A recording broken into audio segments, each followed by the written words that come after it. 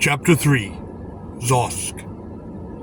I had walked for some hours in the direction of Koraba, when I was delighted to come on one of the narrow roads to the city. I recognized it, and even had I not, the cylindrical pasong stones that marked each length were each inscribed with a sign of the city. The appropriate pasong count to its walls. A Guriat pasong is approximately 1/7 of a mile. The road, like most Korean roads, was built like a wall upon the earth and was intended to last hundreds of generations. The Korean, having little idea of progress in our sense, takes great care in his building and workmanship. What he builds, he expects men to use until the storms of time have worn it all to dust.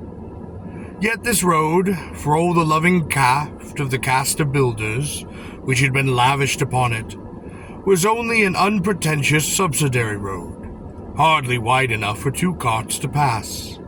Indeed, even the main roads to Koraba were a far cry from the great highways that led to and from a metropolis like ours.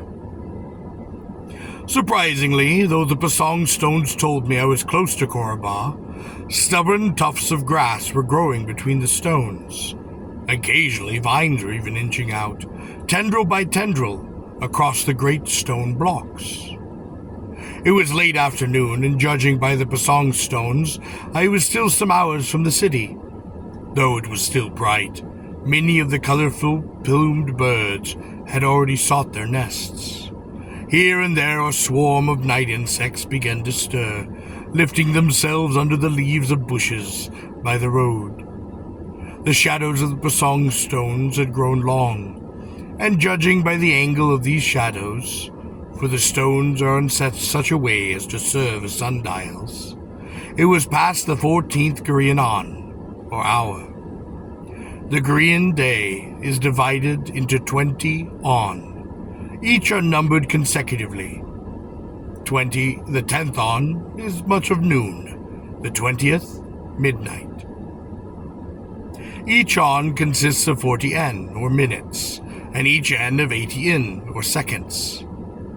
I wondered if it would be practical to continue my journey. The sun would soon be down, and the Korean night is not without its dangers, particularly to a man alone on foot. It is at night that the sleen hunts, that 6-legged, long-bodied mammalian carnivore, almost as much a snake as an animal. I had never seen one, but had seen the tracks of one 7 years before. Also at night, crossing the bright disk of Gor's 3 moons, might occasionally be seen the silent predatory shadow of the Ul, a giant pterodactyl, ranging far from its native swamps in the delta of the Zosk. Perhaps I most dreaded those nights filled with the shrieks of the Vartpack, blind bat-like swarm of flying rodents, each the size of a small dog. They could strip a carcass in a matter of minutes, each carrying back some fluttering ribbon of flesh to the recesses of whatever dark cave the swarm had chosen for its home. Moreover, some Vartpacks were rabid. One obvious danger lay in the road itself and the fact that I had no light. After dark, various serpents seek out the road for its warmth, its stones retaining the sun's heat longer than the surrounding grass. One such serpent was the huge many-banded Korean python, the Hith. One to be feared even more perhaps was the tiny Ost. It was venomous, brilliantly orange reptile, little more than a foot in length, but its bite spelled an excruciating death. Accordingly, in spite of my eagerness to return to Koraba, I decided that I would withdraw from the road, wrap myself in my cloak, and spend the night in the shelter of some rocks. Perhaps crawl into the tangle of some thorn bushes, where one might sleep in relative security. Now that I was considering discontinuing my journey, I suddenly became acutely aware that I was both quite hungry and thirsty. No rations or water flask had been in the leather package found within the weapons. I had scarcely stepped from the stones of the road when, coming down, each step carefully measured and solid, I saw a wide, hunched figure, bending under a gigantic bundle of sticks, strapped to his back by 2 cords which he held twisted in his fists in front of his body. His stature and burden proclaimed him as a member of the caste of the Carriers of Wood, or Woodsmen. It was a Korean caste which, with the caste of the Charcoal Makers, provides much of the common fuel for the Korean cities. The weight the man was carrying was quite prodigious. It would have staggered the men of most castes, even that of the warriors. The bundle reared itself at least a man's height above his bent back, and extended perhaps some 4 feet in width. I knew the support of that weight depended partially on the skillful use of the cords and his back, but sheer strength was only too obviously necessary, and this man and his caste brothers over their generations had been shaped to their task. Lesser men had turned outlaw or died. In few rare occasions, one might have been permitted by the Council of High Castes to raise. None, of course, would accept a lower caste, and there were lower castes. The caste of peasants, for example, which was the most basic caste of all of Gor. The man approached more closely. His eyes were almost covered with a white, shaggy, inverted bowl of hair, matted with twigs and leaves. His whiskers had been scraped from his face, probably by the blade of that broad, double-headed wood-axe bound upon the top of the bundle. He wore the short, tattered, sleeveless robe of his trade, with its leather back and shoulders. His feet were bare and black to the ankles. I stepped into the road before him. "Tall," I said, lifting my right arm palm inward in a common Korean greeting. The shaggy creature, broad, powerful, and monstrous in the proud deformation of his craft, stood before me, his feet planted firmly upon the road. His head lifted. Its wide, narrow eyes, pale like water, regarded me through the brush of hair that almost concealed them. In spite of his slow reaction to my presence, his deliberate and patient movements, I gathered that he was indeed surprised. He'd apparently not expected to meet anyone upon this road, and that puzzled me. "Dal," he said, his voice thick, almost less than human. I sensed that he was considering how quickly he could get to the axe bound across the bundle. "I mean you no harm," I said. "What do you want?" asked the Carrier of Wood. He must now have noticed that my shield and accoutrements bore no insignia, and would have concluded that I was indeed an outlaw. "I am not an outlaw," I said. He obviously did not believe me. "I am hungry," I said. "I have had nothing to eat in many hours." "I too am hungry," he said. "I have had nothing to eat in many hours." "Is your hut near?" I asked. I knew it would be from the time of day at which I had encountered him. The sun regulates the schedule of most of the green crafts, and the woodsman would now be returning with his day's cutting. "No," he said. "I mean you and your homestone no harm. I have no money. I cannot pay you, but I am hungry." "A warrior takes what he wishes," said the man. "I do not wish to take anything from you." He regarded me, and I thought the trace of a smile cracked through the lithe stubble leather of his broad face. "I have no daughter," he said. "I have no silver, and no goods." "Then I wish you prosperity," I laughed. "I will be on my way." I passed him, and continued on down the road. I had moved but a few steps when his voice arrested me. It was hard to understand the words, for those of the lonely caste of woodsmen do not often speak. "I have peas, turnip, garlic, and onion in my hut," said the man, his bundle like a giant hump upon his back. "The priest kings themselves," I said, "could not ask for more." "Then, warrior, said the man, issuing Gor's blunt invitation to a low-caste dinner. "Share my kettle." "I am honored," I said, and I was. Whereas I was of high caste and he of low, yet in his own hut he would be, by the laws of Gor, a prince, a sovereign, for then he would be in the presence of his homestone. Indeed, a cringy whelp of a man who would never think of lifting his eyes from the ground in the presence of a member of one of the high castes. A crushed and spritless churl, an untrustworthy villain, even a coward, and a voracious and obsequious peddler, often becomes, in the place of his homestone, a lion among his fellows, proud, splendid, generous, and bestowing, a king, be it only in his own den. Indeed, frequent enough were the stories where even a warrior was overcome by angry peasant, into whose hut he had intruded himself.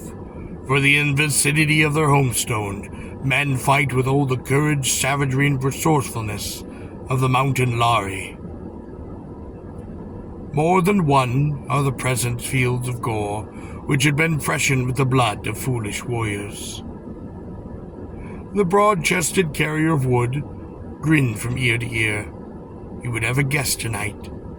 He himself would speak little, being unskilled, and being too proud to form sentences which he knew would most likely be stumbling or ungrammatical.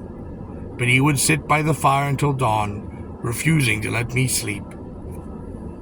Wanting to talk to me, to tell him stories, to recount adventures, to give him news of the faraway places. What I said I knew would be less important than the fact that there was something being said, that he had not been alone again. "I am Zosk," he said. I wondered if it was a use name, or his real name. Members of the low caste often called themselves by a use name, reserving their real name for intimates or friends, protecting it against capture by a sorcerer or a worker of spells who might use it to do them harm. But somehow I sensed that Zosk was his real name. "Zosk of what city?" I asked.